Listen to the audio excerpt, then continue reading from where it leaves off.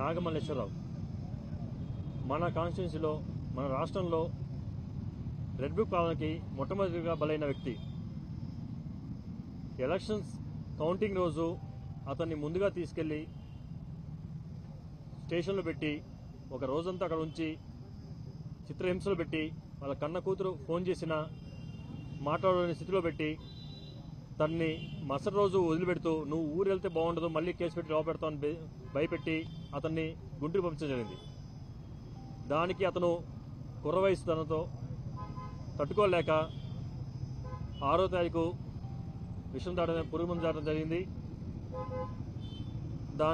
ఆ తర్వాత హాస్పిటల్లో ట్రీట్మెంట్ తీసుకుంటూ పోరాడి మరణించడం జరిగింది.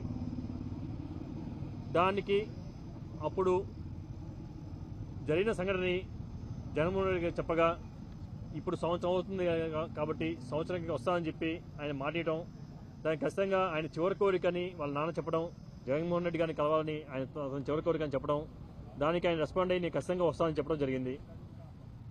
ఆయన చెప్పినట్టు జగన్మోహన్ రెడ్డి గారు 18వ తారీఖు రెంటపాల వచ్చి వాళ్ళ కుటుంబ సభ్యులను ఓదార్చడం జరుగుతుందని స్టేట్మెంట్ ఆయన రోడ్డు మ్యాప్ ఇవ్వడం జరిగింది. దానికి ఇక్కడ ఎస్పీ గారు కొన్ని అడ్డంకులు చెప్పారు, అంటే అక్కడ ఉన్న ఇబ్బందులు చెప్పారు. ఆయన చెప్పినట్టుగా మేము భోజనాలు పెట్టడం ఇబ్బంది అని చెప్తే భోజనాలు క్యాన్సిల్ చేయడం జరిగింది. అక్కడ ఆ రోజు భోజనాలు పెడితే అంతమంది తట్టుకోలేదంటే అది తీసేసాం. ఆ ఊర్లో ఎక్కువ మంది పట్టరంటే ఆ ఊర్లో కూడా ఎక్కువ మంది రానికన్నా చేయడం తీసుకుంటామని జాగ్రత్తలు చెప్పాం. అక్కడ ఉన్న విగ్రహం ఉన్న చోటకి ఆ ఇంటికి పక్కనే విగ్రహం ఒకటి ఉంటుంది, ఆ చోటు కొంచెం కన్జెస్టెడ్గా ఉంది, అది కొంచెం రిస్క్ అని చెప్పారు. దానికి కూడా బ్యారికేడ్స్ పెట్టించాం. ఆ రోడ్లోకి ఎవరు రానికుండా కేవలం కాలనీ ఒకే పోవడానికి చూసుకుంటామని చెప్పాం. అయినా కష్టమని చెప్తున్నారు. వాళ్ళ ఇబ్బందులు వాళ్ళు చెప్పారు, మేము ఏం జాగ్రత్తలు తీసుకుంటా చెప్పాం. మీరు చెప్పండి ఏం జాగ్రత్తలు తీసుకోవాలా ఇది తీసుకుంటా చెప్పాము మేము.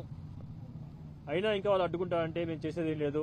జగన్మోహన్ రెడ్డి గారు మాజీ సీఎం రేపు మాత్రం ఖచ్చితంగా రావడం జరుగుతుంది.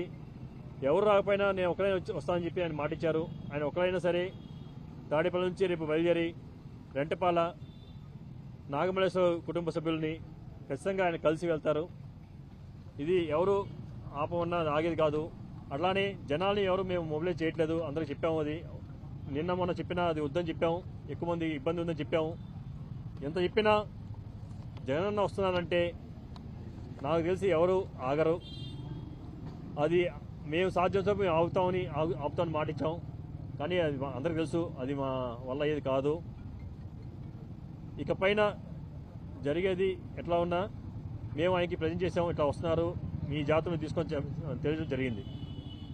Thank you.